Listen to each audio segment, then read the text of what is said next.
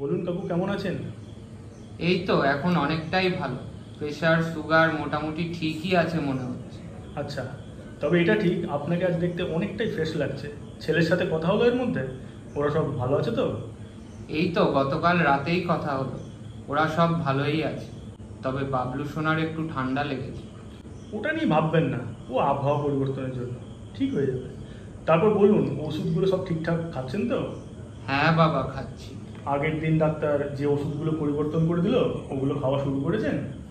এখনো শুরু করে হয়ে ওঠেনি, আগের পাতার ওষুধগুলো শেষ হোক তারপর শুরু করব। বেশ বেশ, তবে তাই করবেন। দু একদিনে কোনো সমস্যা হবে না। খাওয়া দাওয়া কীভাবে করছেন এখন? ওই তো যেমন যেমন বলে দিয়েছিলে অমনিই তো খাচ্ছি। দুপুরে আলাদা করে ভাত আর রাতে দুটো করে রুটি, সবজি বেশি করে খাচ্ছি। বেশ বেশ, ভালো। তা কাকু, হাত পায়ের ব্যথাগুলো কেমন আছে এখন? কমলো কি? অনেকটাই কমেছে, এখনো অল্প আছে। ডাক্তার যে ব্যায়ামগুলো দিয়েছিল, করছেন তো ঠিক মতো? হ্যাঁ করছি তো বাবা, রাজ এখন রোজই আসছে, সকাল করে মাসাজ করে দিয়ে যাচ্ছে। করার পর থেকে এখন একটু ভালো অনুভব করছি। আচ্ছা কাকু, আজ আসলাম তাহলে। ভালো থাকবেন। নমস্কার। হ্যাঁ বাবা, এসো।